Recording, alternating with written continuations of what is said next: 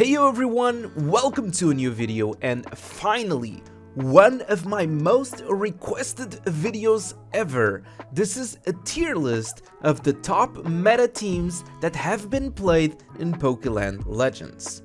First of all, there was a lot of work invested in making this video, and you will understand why in a bit. So, if you can at least show some love by leaving a like on the channel, comment, subscribing, I would appreciate it a lot so that the YouTube algorithm shows this video to more people. Second of all, special thanks to DT, which I did bother DT a lot, Red, which is a pilot for Venom, Kirua, and also Bokura, Karthik and SirPas, who took their time to discuss this tier list with me. Having an opinion from players that constantly play in the highest powers like DT and Red is a very nice contribution for this video. And last but not least, if you are really interested in understanding the teams, I advise you to watch the whole video, since I will be trying my best to cover the basics of each team in the meta and also some honorable mentions. Before we start, let's go to the disclaimers, which are very important. This tier list is for the English version of Pokeland version 5.9.0. This means that the same meta right now might not apply for the other versions, and this tier list is not about the current update that we just got, even though in the end I will give you guys some predictions for this update. It's always impossible to say exactly which Pokemon become meta as soon as an update comes, because we never know how those Pokemons will work exactly. Number 2, this tier list is based on Pokemons or teams that have been used by most of the top players. I will be talking about the meta played by high power players. I can say that as a general rule, early game people balance more the resources like across their teams, but as the game progresses and the more strike cards you get, people tend to invest in the main attacker other than anything else. And you guys know this if you guys watch my content, you guys know this if you guys watch my videos and my streams. You guys know how my Pokemons are. I have just a 47 million Raikou, and then I have a 10 million Tapu Koko that's only used for a buff. But we will just continue watching and see the team suggestions that we have over here. And because of this, it creates just a different meta and different playstyle in a higher power level compared to high power. And the last disclaimer is about the teams that I'm about to show. Just because I don't have a specific team example that you've seen recently does not matter that what you have seen cannot be viable. There are a lot of different ways to play a Pokemon with, and I'll show you guys some of the most used and some of the most common teams that have been played. But that does not mean that you cannot pair your Pokemon with something different. You will always need to adapt your teams according to the enemies that you usually play against. You need to adapt yourself to the gears that you can afford, and you need to adapt yourself even to the gears that the enemy can afford. All of those details will matter when selecting the teammates for your main attackers. Now, with that out of the way, let's finally talk about the meta teams. So, I do have down here the teams organized by each tier, and let's start by the best one, the SS tier over here. SS tier, obviously, we will have Black and White Kyurem, and I'll just show you guys all the pros and cons of each team, and we will try to discuss it and try to understand why they are good and why they're not. So, Black and White. Pros, the fastest Pokemon in the late game. If I go over here and I go and check the book really quick and just so that we can understand why they are the fastest Pokemon in the late game. First of all, just by being a Resonus Pokemon, Resonus usually have more stats. Not just that, but the passive Overdrive also gives them special attack crit damage, and also speed by 20%, and it can stack. So when you have both on the field with this ability over here, they will have 40% in battle speed, which is kind of insane. So they are the fastest Pokemon in the late game right now. They have a lot of damage. They also have an annoying dance, which for those who don't know, it's the ultimate, that every time that they use ultimate, they just make the other friend move. Like if a white uses ultimate, white just makes black move, and etc, etc. So they just have an infinite ultimate dance over there. And also, they got new skills. They got secret technique now. They got third ability and dream ability. So they are even stronger just now. Okay, just with this update, they're just even stronger. They're already the strongest and one of the most annoying things to deal with. They just made it even better now. Well, the cons is that they are usually glass cannon. So, like, there are things that you can do to, well, to help countering them, but we will take a look at that in a little bit. They have their own held item, but their held item is not actually like necessary right now. People usually want, since they already have like so much damage, people usually want to play with Quick Claw because it's important for you to attack first to start dancing on the enemy team. The price of this duo is around 7,600 books because you need 800 books for each Overlord and 300 books for each Rezo. So it ends up being a very expensive team, but it's on the top of the top, and honestly, it's really hard to counter this. The usual thing that you play this Pokemon with is either Spotlight Pokemon or a Mesprit. So Mesprit allows you to basically just use her HP as Rage, as Fury, so that you can basically just use Ultimate over and over again with Black and White. And then, well, you can protect yourself against single target hitters if there's anything that can threat you with a Spotlight. Usually probably played with either an Onyx or Earth Devil, or there are also other options when those other two Spotlights are not available. Let's go get into the second team, and we have Overlord, Sword, and Shield. So this was like very recent Pokemon, right? They're just here, they're recent, they're fresh, and they're insane. So pros, they are the second fastest Pokemon in the game. Like, Sword is honestly ridiculous.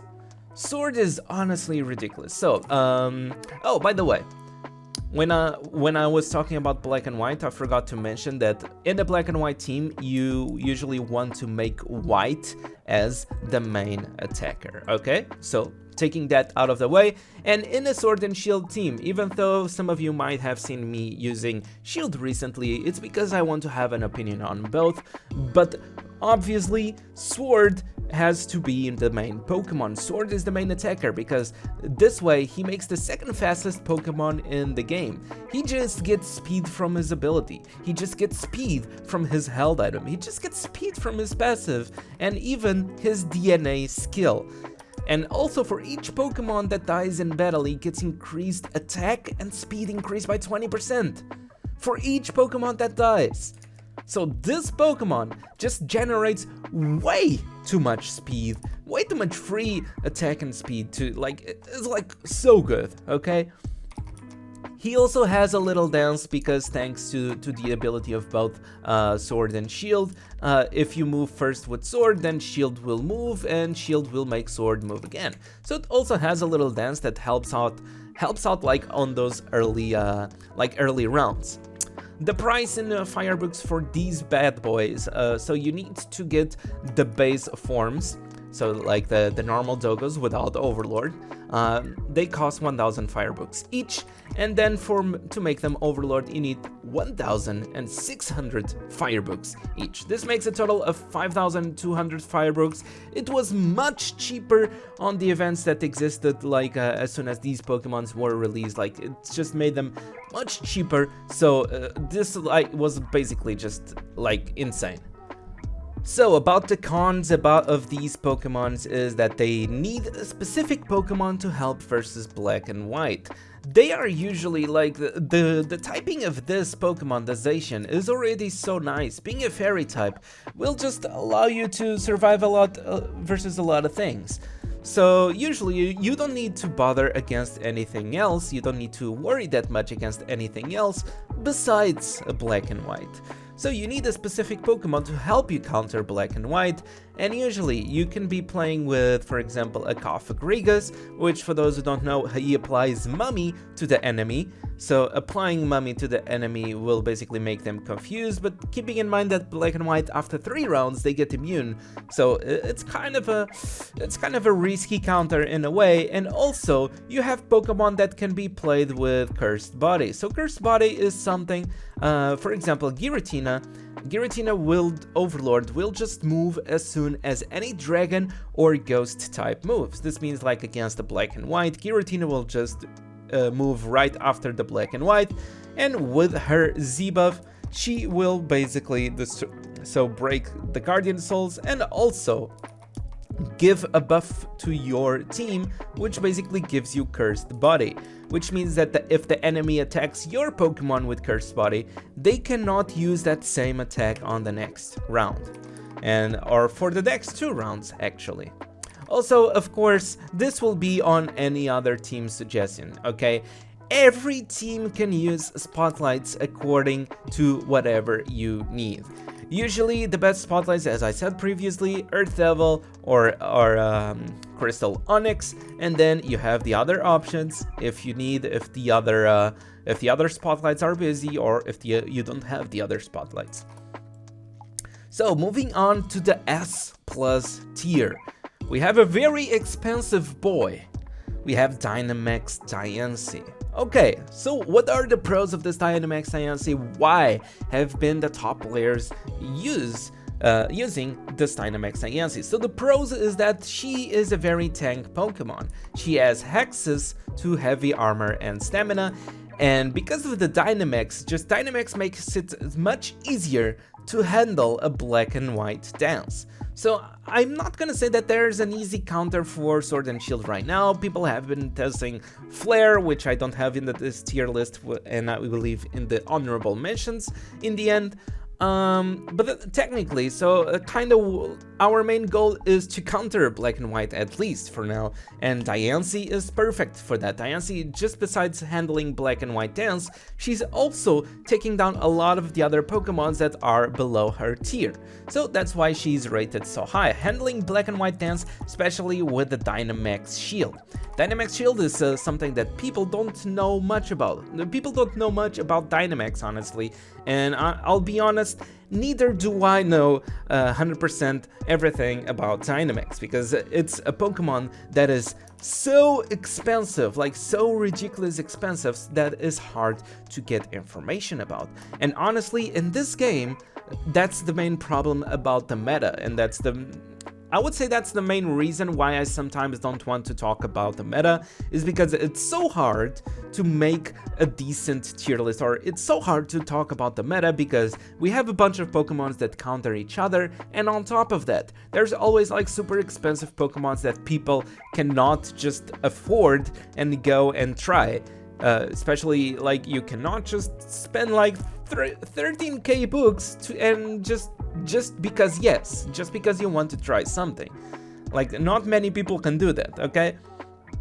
So Dynamax Diancie, the cons is that she's a single target hitter, so there's no group moves, there's nothing, and also she can be countered by Palkia and Zygarde. So, like, I would say that's one of the biggest cons. Is like, even though she's a tank and she can handle like the top tier dance, there are 2 like big threats that are somewhat common. Some people enjoy playing Palkia, others enjoy playing Zygarde a lot, and if you have a decent Zygarde, you can just counter a Dynamax Diancie. So her shield, basically, as you guys can see over here in the description, is like the first 4 turns, basically you take 50% less damage, and also after you break the Dynamax shield, she basically just gets 60% HP. And you guys know, like, with all the healing multipliers, all the healing enhancers that exist, this is not 60% HP. It's like it will be 100% HP. So the shield breaks and she goes back to full HP. Even if you are dancing with Black and White on her, she just goes up to full HP and you have to continue the dance. Okay, that's at least that's what I got from Diancie. According to the teams, we also have a couple of teams that people who play Dynamax Diancie enjoy to play. The most common one being the Fairy team. Fairy team because, well, Tapu Fini gives Diancie restriction damage, and also when paired with Overlord Xerneas, Tapu Fini just makes Diancie, for example, move twice, and the buff of Tapu Fini will last for 5 rounds. Of course, being a weather buffer, giving 100% skill power, 50% defenses to Diancie. But Diancie can also be played in a different way, so there are different playstyles, and that applies for every team, honestly. So we have a different playstyle, which is being played with Overlord's Taka. In my opinion, it does get more expensive, since Overlord's Taka is a Pokemon that costs Firebooks. If I'm not wrong, yeah, no, it costs Firebooks, okay? So Overlord's Taka being Pokemon that costs Firebooks, the difference is that Taka gives Diancie more speed and more special attack, and also give you the option of selecting a third Pokemon that could be something like a Chronix, which is the most used, to give Diancie even more defenses and give Diancie some protection against single target hitters. And on the S tier, we have Resonance Dialga. Resonance Dialga is kind of a cheap resonance to make, because the Overlord of Dialga, you only need Unishards, so 1000 Unishards, and then you will need 3000 books to make a resonance.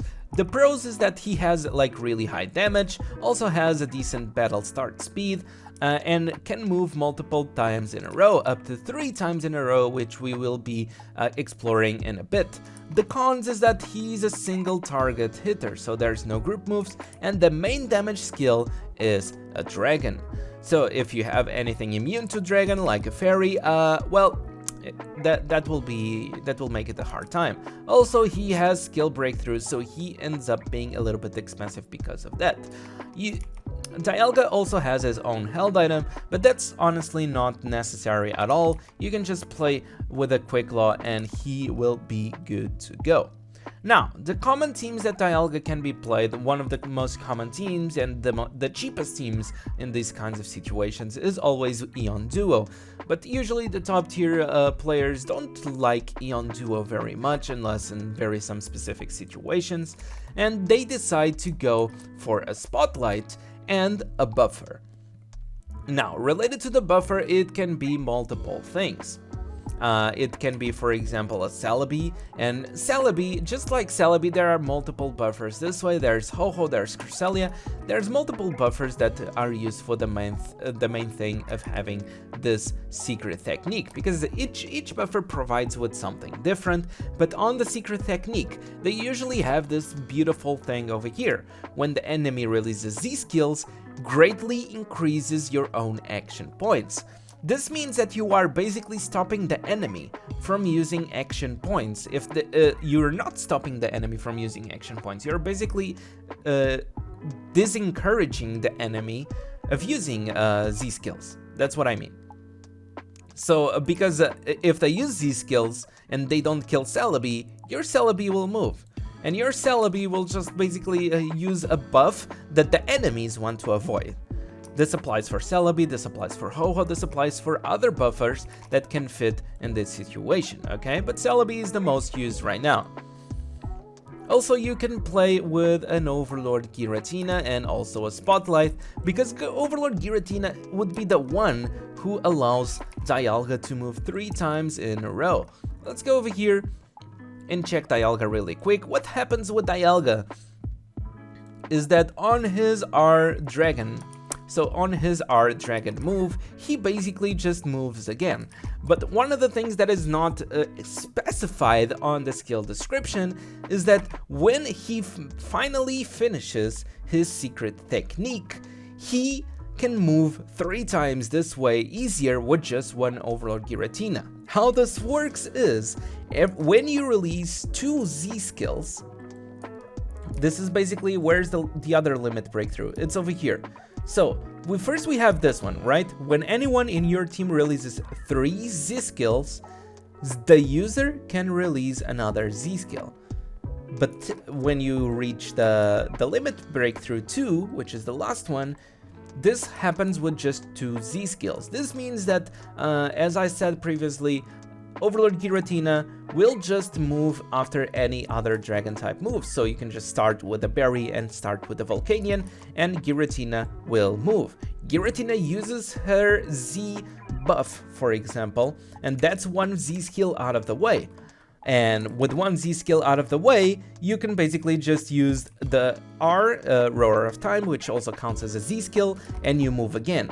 And technically, since you already done 2 Z skills, you can use a Z skill again. So you are going to be able to use 2 times this move in a row, and then finish off with something else that you want, which is probably the normal one, because now you don't have R moves anymore. So that's how basically Dialga works. One of the main things why it makes him so strong is like that moving 3 times in a row in a lot of situations can be like very scary for this Pokemon.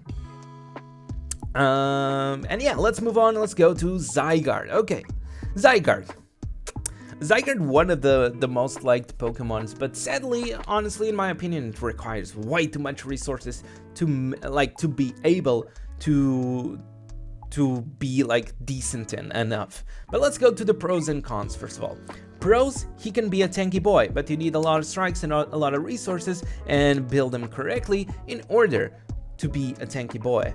He also has high crit and crit damage on his skills, and he is immune to debuffs and control, being one of the main things that makes him also so good as a tank. He also has access to stamina and a couple of damage reduction abilities, so that's also nice. The cons is that he is a single target hitter, so well, there's no group moves for him, and also he has double weakness versus black and white. His typing is Dragon and Ground, which is basically double weakness to Ice, and well, yeah, it makes him like really hard, not impossible, but really hard to win against Black and White.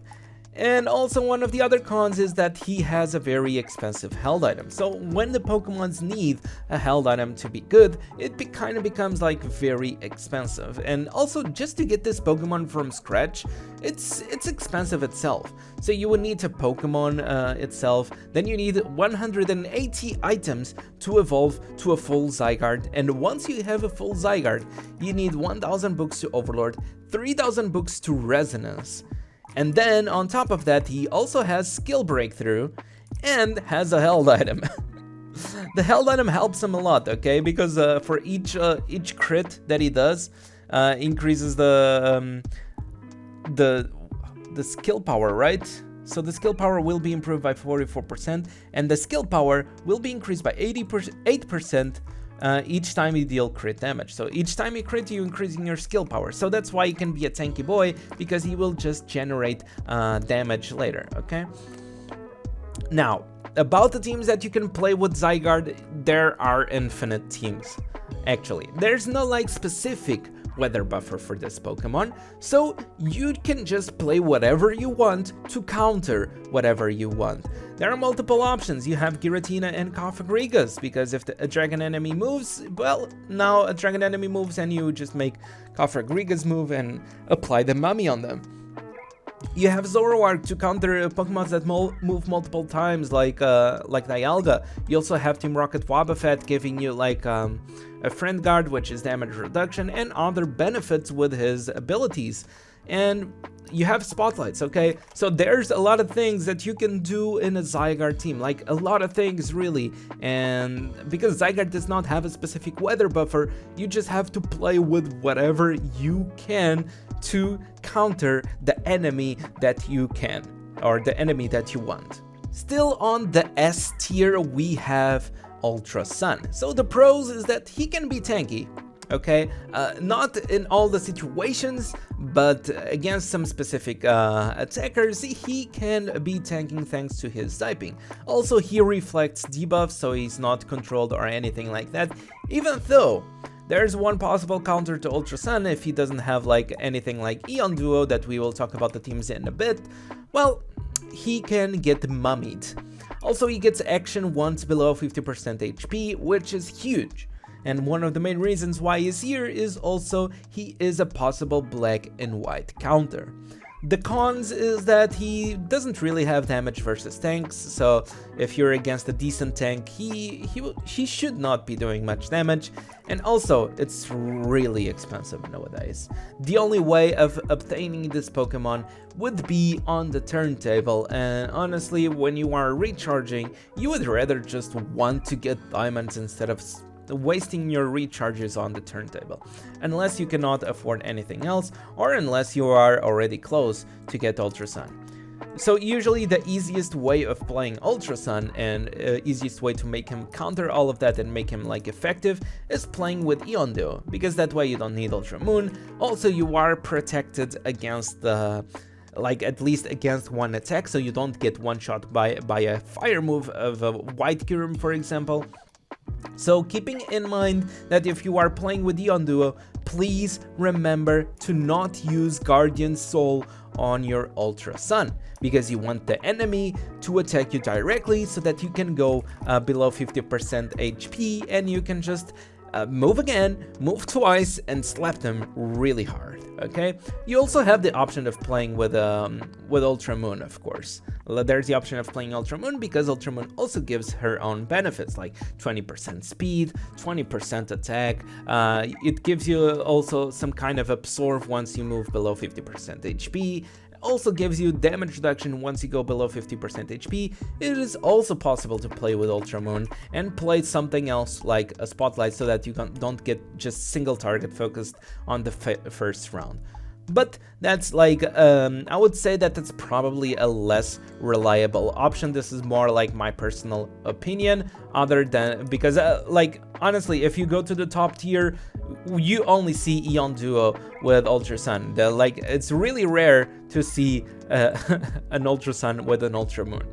Let's go to the A+ tier. On the A+ tier, we will start with Mewtwo. So Mewtwo, even though SirPas was telling me that, well, Mewtwo could go a little bit low in the tiers, I believe that Mewtwo for now can stay over here. So the pros is that he is tanky, okay? He has access to heavy armor and he has dodge. And also he has a very high base damage. So like his skills have a lot of skill power. But the cons is, one of the cons that is not mentioned here, he has a slow start, okay? So he doesn't have in battle speed. He usually is not the first Pokemon to move. He doesn't have good damage versus tanks. This is an opinion more from the top tier players, the high power players. Is like, once you build a decent tank Pokemon, he does not have damage against those tanks.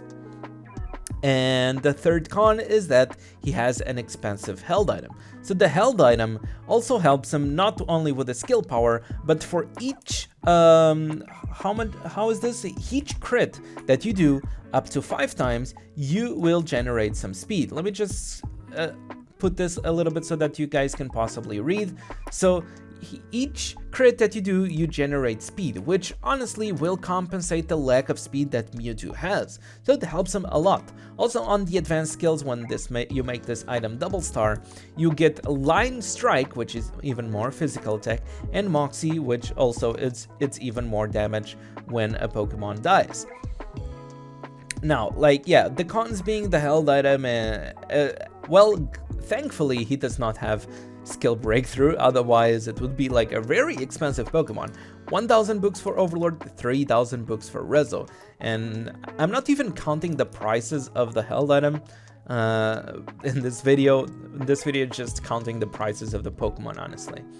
So this Pokemon can be played in many multiple ways. One of them being Ion Duo. It helps him out on surviving those first rounds so that you can then later start stacking the speed, start stacking your damage. And also keeping in mind that Mewtwo also has access to a shield, has access to a Guardian Soul, just because of his abilities, of his skills.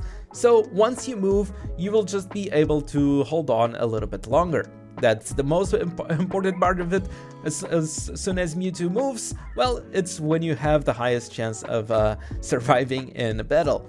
Of course, this is being a fighting type attacker. You can pair it with Cavalion, which is an awesome fighting type buffer, providing skill, power, and defenses. Also keeping in mind the same rule applying to all of the other teams. A Spotlight if you need. Zoroark also if you need, and Team Rocket Wobbuffet also very commonly used when you don't know what to do. It's not when you don't know what to do. It's more like it's a very common Pokemon that doesn't get taken down easily. He just stays there giving you damage reduction, and it's very nice, okay? Also, in this specific situation, Wobbuffet can also provide you with dodge. He has an ability that provides dodge. Also Mewtwo having his own natural dodge in his passive, so it's dodge on top of dodge, and well, believe it or not, people just underestimate dodge a lot nowadays. So against some specific Pokemon, the dodge will be very awesome.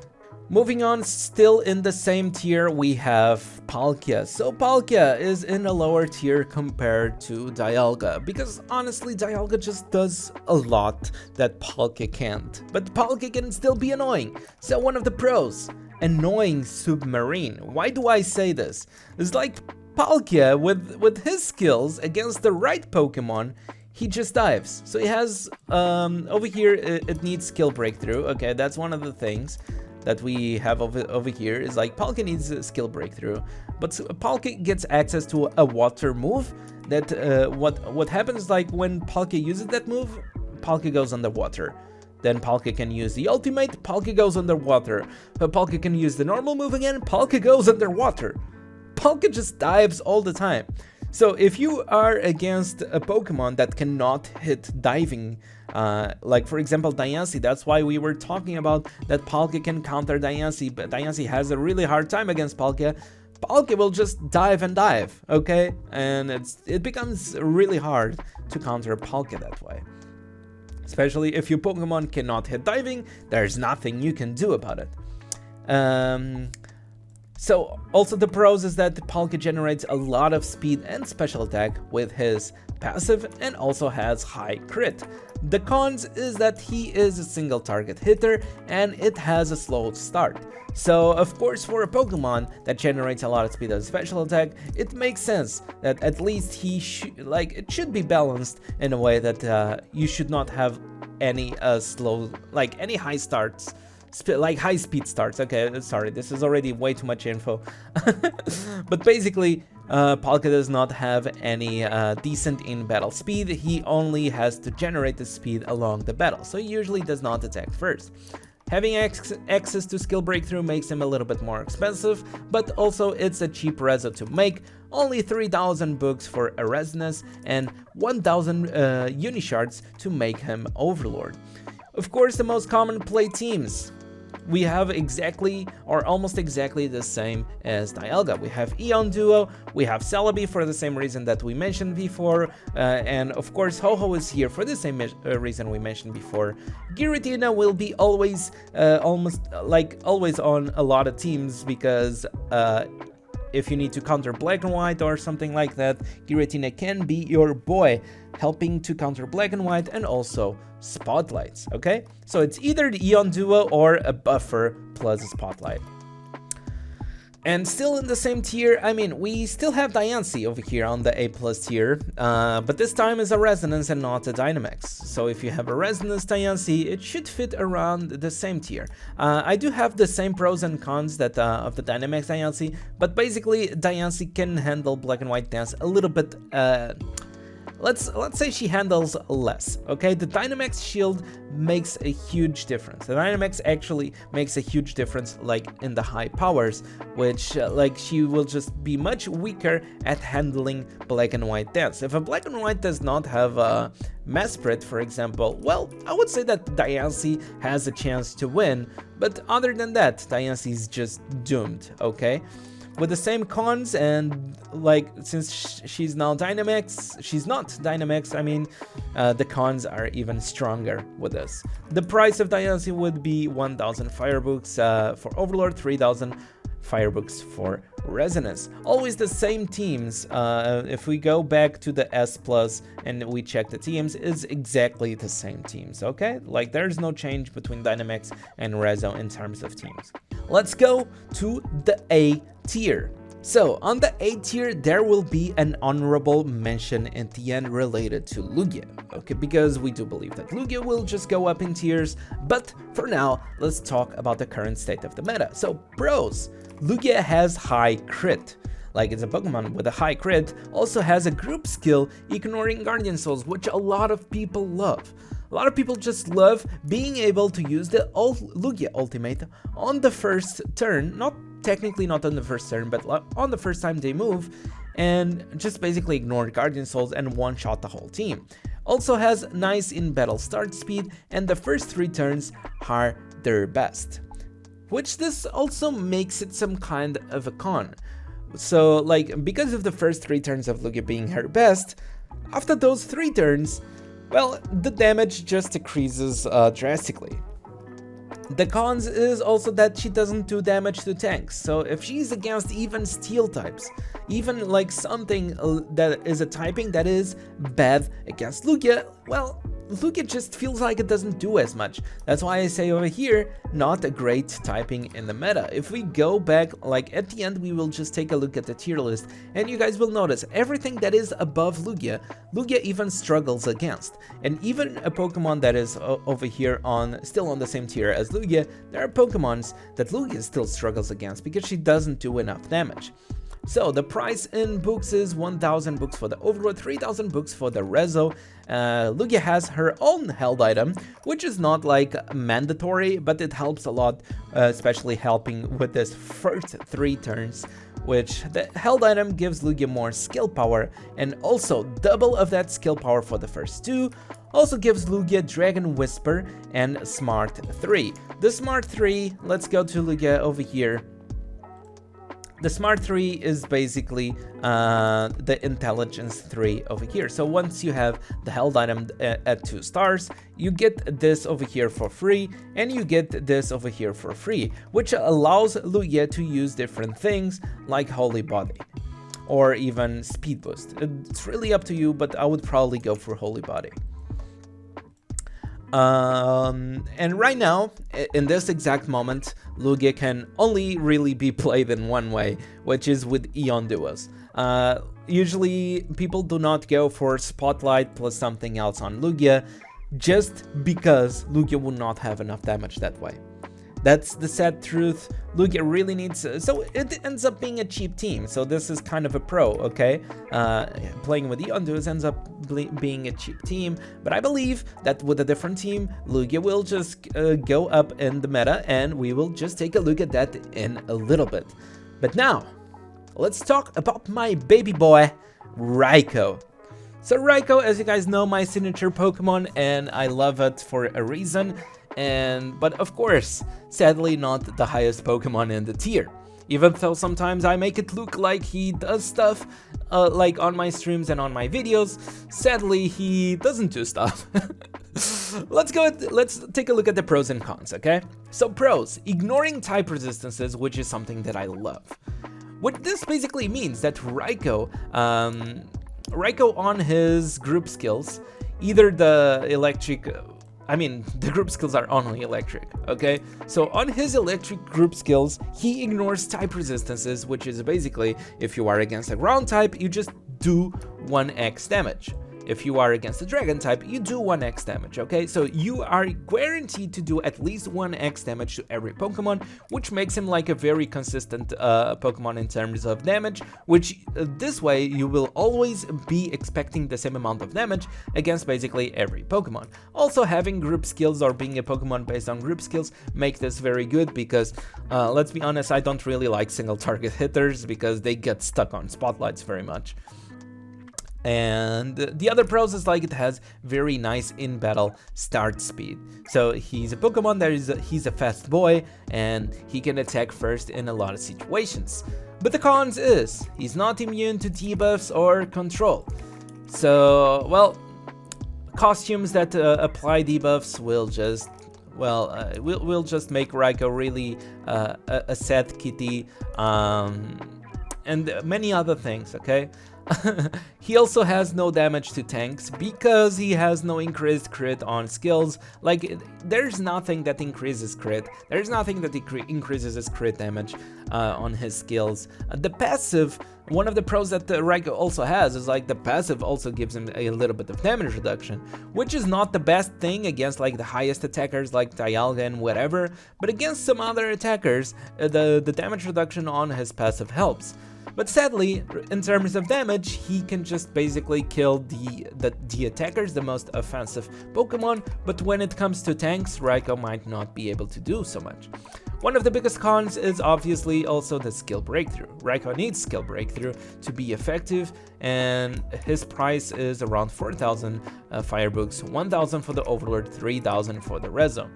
Because of lacking damage, and since I've been playing Raikou for so long, there's only two teams that I would ever play. One of the teams being, so Raikou always goes with Tapu Koko. There could be a chance that I could play Raikou without Tapu Koko, but sometimes the lack of damage is just... it's like, he really needs Tapu Koko to get that extra damage increase. Also, Tapu Koko providing him with a shield in some situations, and with the damage reduction passive that he has, well, in some situations it saves him, okay? So Tapu Koko over there with Raikou always. And about the third Pokemon, honestly, it's always between Earth Devil or Zoroark. Earth Devil, because you guys know, a Spotlight, so we take a Spotlight to counter those single target hitters, or it's Zoroark if you are scared of an Ultra Sun, for example, or Pokemons that move multiple times, like a Resonance Dialga, because, well, Raikou can counter a Dialga, in my opinion, if he moves first. If Raikou moves first, it has a really high chance to win a battle, and like, in terms of in-battle speed, Raikou's in-battle speed is very similar to Dialga, so they have like a good chance to just kill each other, even though, of course, Dialga is just much better in the tier right now. So let's go down. Oh, by the way, this... wait. By the way, this, you guys see why I put Zeraora over here? No, okay? Zeraora is not played. Just like I mentioned early, is like your attacker gets so high with strike cards that there's no point. People just invest on the main attacker, and there's no point on investing on the side Pokemon. So Zeraora would never move in this situation, so do not play electric teams on Zeraora. He's good like very early, but this is a tier list for the late game, so it's a big no. Okay, let's go to Armor Mewtwo over here, and Armor Mewtwo has a lot of pros, honestly. Armor Mewtwo is always a good Pokemon, especially when he was released. He was much cheaper, so it was way more appealing to get Armor Mewtwo when he was released. So the pros is that he ignores typing resistances, so just something similar to Raikou. There is no resistance against the Mewtwo. Also has high base damage, decent in battle start speed, even though he's an Overlord, and Overlords have less stats than a Rezo. Being an Overlord, he has like 30% battle start speed, in battle speed, so which helps him a lot in a lot of situations, and also has non-type damage. The non-type damage is something that you cannot really protect yourself against. There are a lot of like damage reductions available in Pokeland Legends that you can put on either on hidden skills or on the other thing. Where is it? Now where is it? Hold up. On the training road, okay? So you can put the damage reductions over here on the training road as well, or you can put damage reductions as well in the talent tree. So there's a lot of damage reductions against specific types that you can have, but the fact that you have a non-type damage, you cannot protect yourself against that. So Mewtwo will always deal high damage with his non-type skill. But the cons is, he is a single target hitter, and as we have already seen, well, single target hitters are usually countered very easily with spotlights, especially later in the game. And honestly, there are better options related to the meta. With the amount of books that you put over here, like with the amount of effort that you do in building an Armor Mewtwo team, the reason why he's so low in the meta is honestly these two big cons. big single target hitter, but then like for the same price or for a similar price, you would just get a better option like a Dialga. And that's the hard truth, okay? And also, like, there's a lot of things, once we look at the tier list, like the complete tier list, there's a lot of things that are above Mewtwo that they can just kill each other. And that's a hard thing of making a tier list, is like, even though Armor Mewtwo can kill some stuff, that stuff can kill Mewtwo back. Also, Armor Mewtwo has access to his own held item, which is not mandatory, okay? It gives him like a decent power spike in terms of damage, but you can basically just run Quick Claw as well, and using an Armor Mewtwo without his form, and still be effective. Now, looking at teams for this guy, we have the typical one with Ion Duo, which makes it like very easy to build, very cheap to build, and also the same logic as the other teams like Dialga team, Palkia team, and whatever. Anything that is a dragon or psychic type attacker usually goes for either Ion Duo or a Spotlight plus a buffer. So very common thing to happen in all of those teams. Let's move on finally to the A- tier. And surprisingly, we have Ultra Necrozma, okay? Ultra Necrozma, I'm sorry for those who were hyped about Ultra Necrozma, but there's way too many bad things about him. The pros is that he gets action when below 50% HP, so, well, you put him below 50%, he will move twice. Also, he can lock ultimates and he has big damage on his ultimate.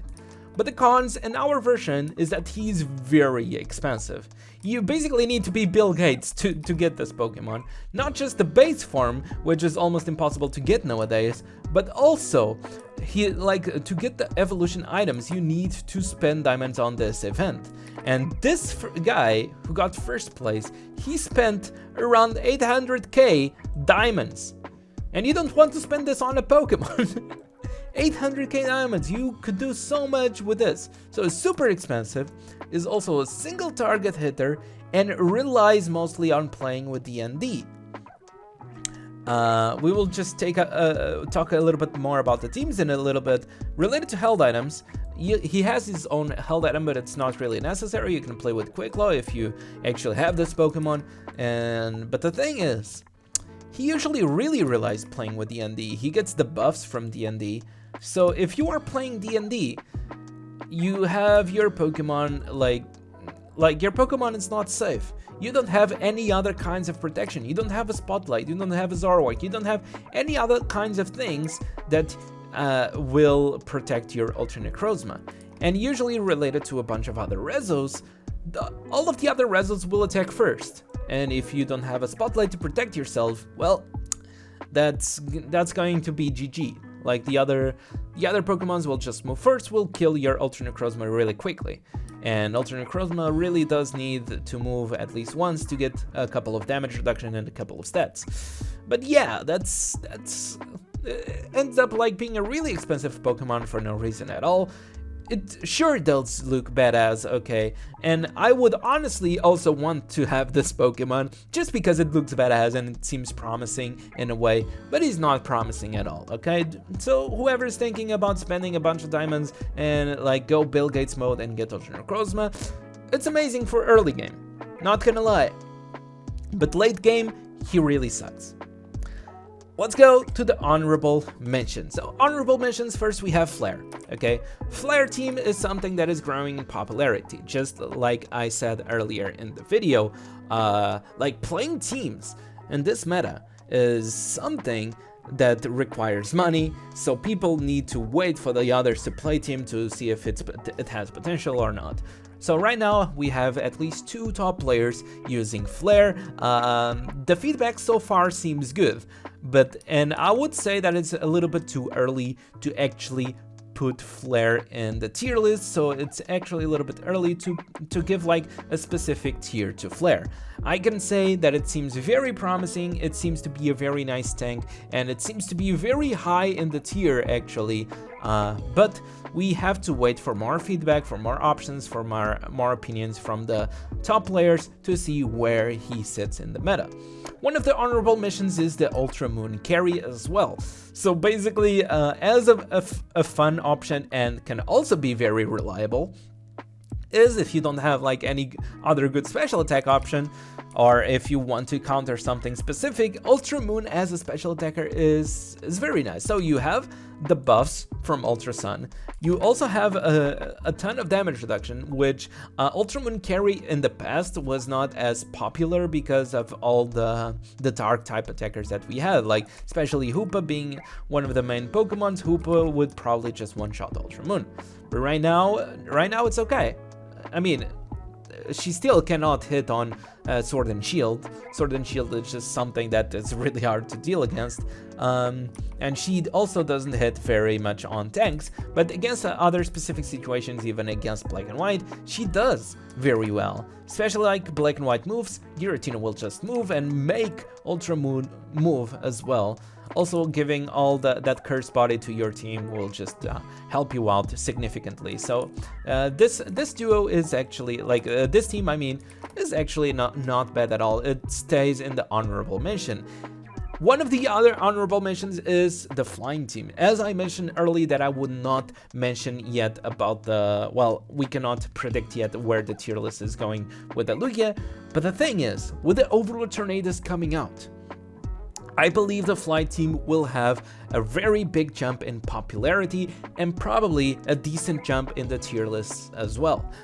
We don't know if it will have enough damage to take down tanks, because that would be one of the Lugia's biggest struggle, is against typings that she's bad against and also against tanks. But this will make Lugia much stronger for sure. Also, with Overlord Tornadoes, Lugia will be able to move multiple times, not just more, like she will be able to move, probably attack like 2 or 3 times if everything goes on correctly. And also with Overlord Ho-Ho as a third Pokemon, or even there could be other options as a third, it should be something spicy, okay? Like we should expect Lugia to go up in the rankings.